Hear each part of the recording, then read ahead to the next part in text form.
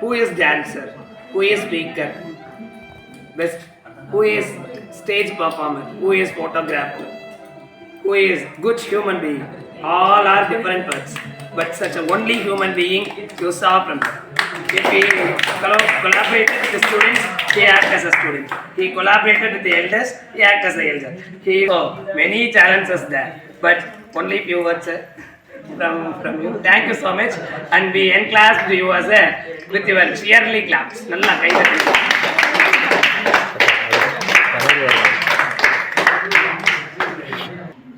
அன்னை தமிழுக்கும் என்னை ஈன்றெடுத்த தமிழுக்கும் என் முதற்கண் மாலை வணக்கத்தை உரித்தாக்கிக் கொள்கிறேன்.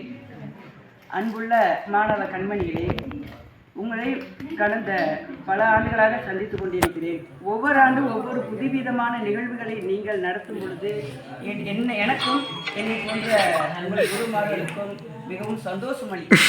இந்த சந்தோஷம் நிலைத்திருக்க வேண்டும் அப்படின்னா முதலாக உங்கள் ஆசான்களுக்கு நீங்கள் எல்லாருமே அடிமையாக வேண்டும். உங்கள் குருக்கு அது பள்ளி ஆசிரியராக இருந்தாலும் சரி, சிறப்பு கல்வி ஆசிரியராக இருந்தாலும் சரி, உங்களுக்குலாம் நீங்கள் கண்டிப்பாக அடிமை ஆகிதான் ஆகணும்.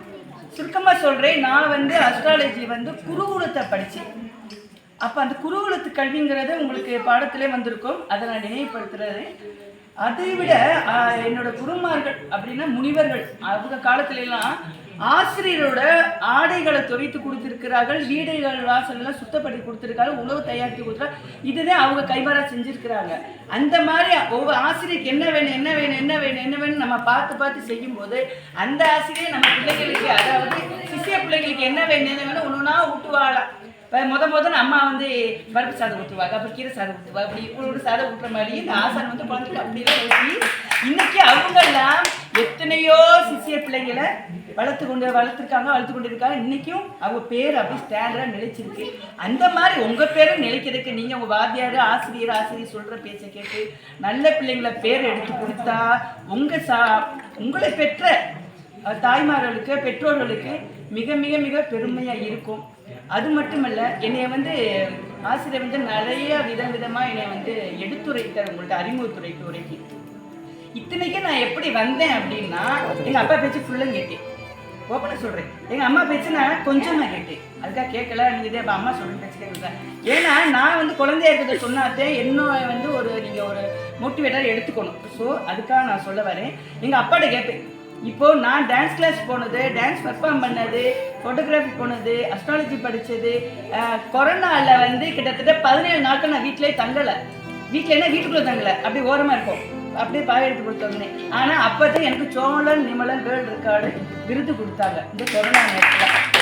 ஸோ அந்த மாதிரி கடைக்கு போனால் இப்போ போக மாட்டேன்னு சொல்லுவாங்க, அம்மா எப்போ கோவப்படுவாங்க. அப்போ அவ்வளோனா சாட்டிஸ்ஃபேக்ஷன் பண்ணுவோம், அவங்க சமத்ததான் நடந்திருக்கேன். அப்படி நடந்ததுனால எனக்கு இவ்வளோ கலெக்டர் வரை எனக்கு ஒரு பாராட்டு வாங்குறதுக்கு, சோழன் நிமலன் வேர்ல்டு ரெக்கார்டு விருது வாங்குறதுக்கு என்னோட பேரண்ட்ஸ் கொடுத்த ஒத்துழைப்பு தானே. அப்போ நான் என்ன அளவுக்கு ஒத்துழைப்பு கொடுத்துருப்பேன் நீங்களே கணக்கு பண்ணி பாருங்கள்.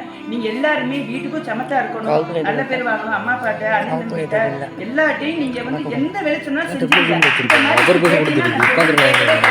செஞ்சுருப்பா. அதனால நீங்க அம்மா 1000 அடிச்சாலும் சரிமான ஒத்துக்கணும். ஏன்னா நீங்க நாளைக்கு குழந்தை பெற்றுக்கிட்டீங்கன்னா, கல்யாணம் பண்ணி குழந்தை பெற்றுக்கிட்டு நீங்க அப்ப நடந்துக்கணும் இல்லையா, நமக்கு இப்பயே பிராக்டிஸ் வேணும் இல்லையா, அந்த மாதிரி இருக்கணும். ஆசிரியர் பள்ளிக்கூடத்துல எல்லாத்துலயுமே எல்லாரையும் ஃப்ரெண்டு பிடிச்சிருங்க. நீங்க இருக்க வேண்டிய லெவலே வீடு இல்லை, அது போகிறோம். ஸோ அந்த லெவலுக்கு நீங்க போயிடுவீங்க. ரெண்டாவது, நான் டைட்டஸ் கம்மியாக எடுத்துக்கிறேன், நான் பேசிட்டே இருப்பேன். நான் கொஞ்சம் வாழ்க்கை நடைமுறை தான் எடுத்து சொல்லுவேன். எனக்கு இலக்கணம் இலக்கியம் அதெல்லாம் கம்மியாக தான் தெரியும். வாழ்க்கையில் நடக்கிற விஷயத்த சொன்னேன். நீங்களாம் படிக்கும்போது நல்ல பிள்ளைகளாக படிச்சிருங்க, முடிஞ்ச வரை 100க்கு 100 எடுத்துருங்க, அது போதும். சரிங்களா? அது நான் சொல்லிக்கிறேன். மற்றபடி சக மாணவர்கள் அண்ணன் தம்பி அக்கா தங்கச்சியாக பழகுங்க. மற்றபடி வெளியில் 1000 பேர் கமெண்ட் பண்ணால் தேவையில்லை. அம்மா அப்பா ஆசிரியர் என்ன கமெண்ட் பண்ணுறாலும் அதை மட்டும் காதில் வாங்கிட்டு இருங்க, சமத்து பிள்ளைல பேரிடுங்க. இவ்வளோ நேரம் எனக்கு வாய்ப்படுத்த அனைத்து நடுவலங்களுக்கு என்னுடைய இக்கால பேச்சுக்களை கேட்பதே மிக சிறப்பாக இருக்கிறது.